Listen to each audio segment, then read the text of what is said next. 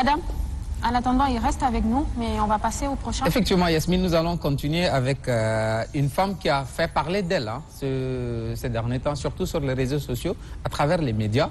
Une femme qui a la primauté d'être la toute première femme docteur en philosophie au Tchad. Madame Marina, bonjour et soyez la bienvenue dans cette nouvelle saison d'Oppositif. Merci d'avoir répondu à notre invitation.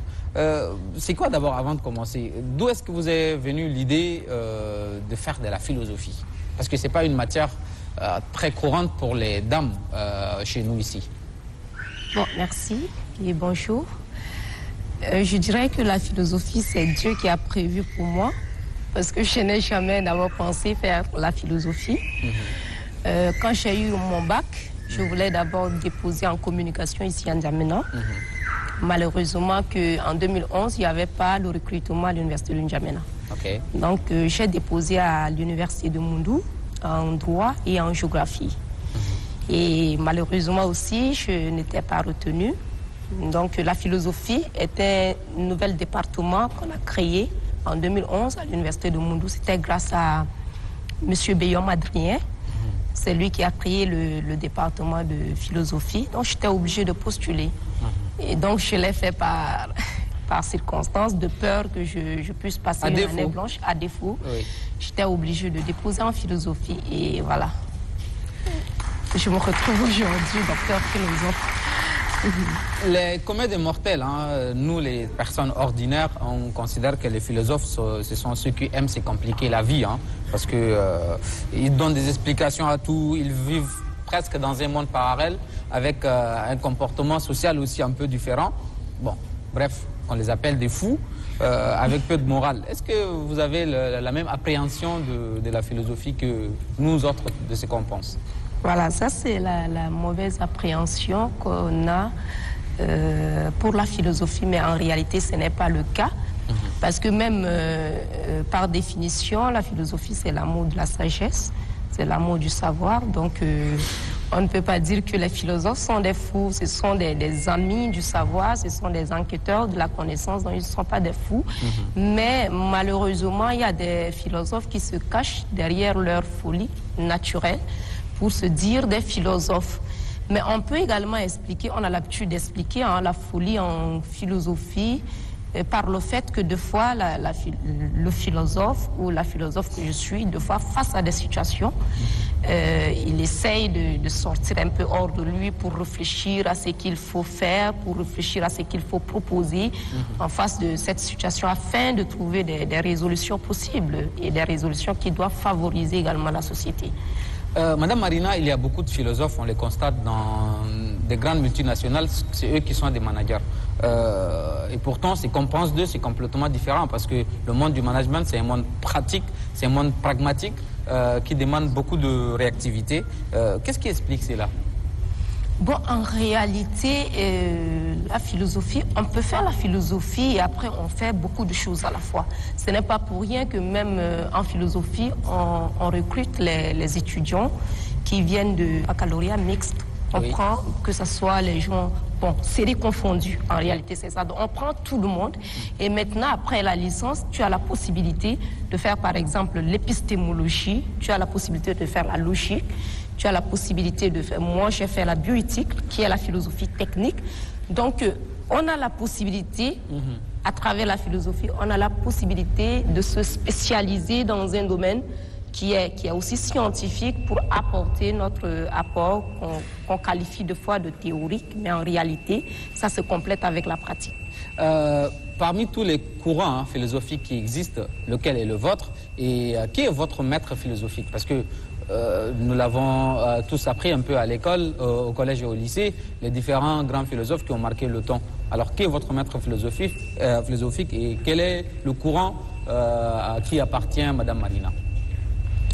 Bon, merci. Moi, d'abord, je suis une philosophe contemporaine qui est en train de vouloir suivre de près mon directeur de thèse, qui est Tsalambani André Libois, parce que lui, il porte une réflexion contemporaine sur l'évolution de la science, sur l'évolution de la technique et tout. Donc moi, je suis purement contemporaine.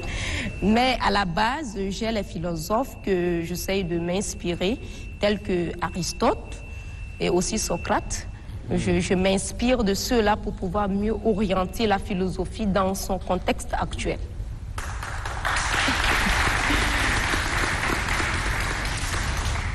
Les grands philosophes d'antan sont pour la plupart des athées. Qu'en est-il des contemporains? Parce que où se trouve la religion et la philosophie contemporaine? Bon, je dirais que dans la vie, il y a des athées, il y a des chrétiens, et partout ça se trouve. Mais il y a aussi les philosophes qui sont des chrétiens. Tel est mon cas, je suis chrétienne catholique baptisée. Donc il y a aussi les philosophes qui croient en Dieu. Et il y a aussi des philosophes qui valorisent vraiment la religion, qui invite les gens à croire en Dieu. Le cas même de saint Thomas, parce que dans l'Antiquité, on se limitait beaucoup plus à la raison, mais les saint Thomas essayaient de faire la fusion de la raison et de la foi. Donc ça veut dire qu'il y a aussi les philosophes chrétiens, tout comme il y a les philosophes athées, parce qu'il y a la liberté en philosophie, à chacun son choix. Vous êtes très jeune, vous êtes docteur en philosophie, un domaine un peu rare pour beaucoup de femmes tchadiennes. Quand on vous voit, quand on vous rencontre dans la rue, ou bien là où vous travaillez, c'est quoi la première réaction des gens, ou qu'est-ce qu'ils disent de vous, ou bien vous, comment vous vous comportez avec eux? Je reste naturelle avec les hommes. Ok.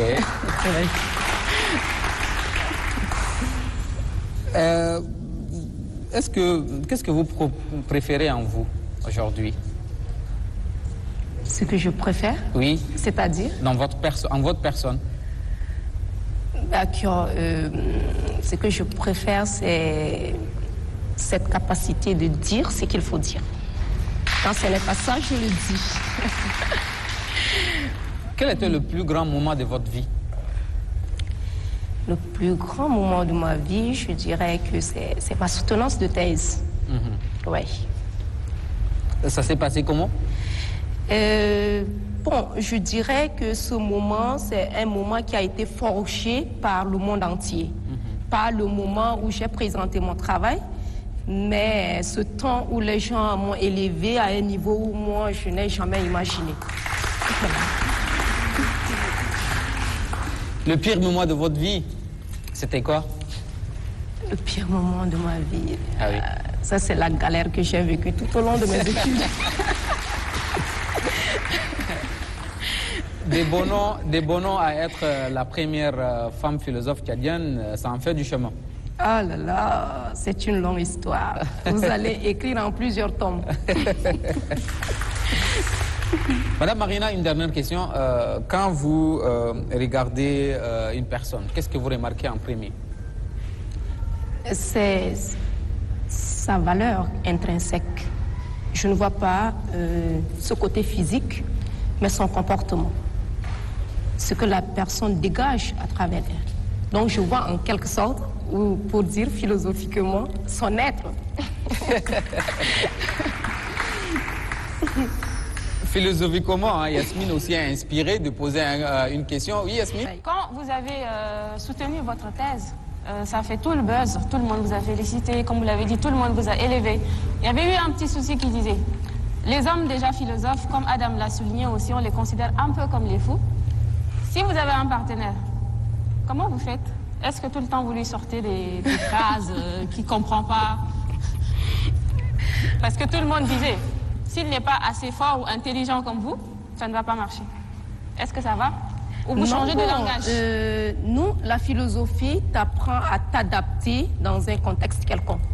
Donc moi, je peux m'adapter à son comportement et essayer de l'élever à un rang qu'il doit normalement mériter. Merci beaucoup, Madame Marina.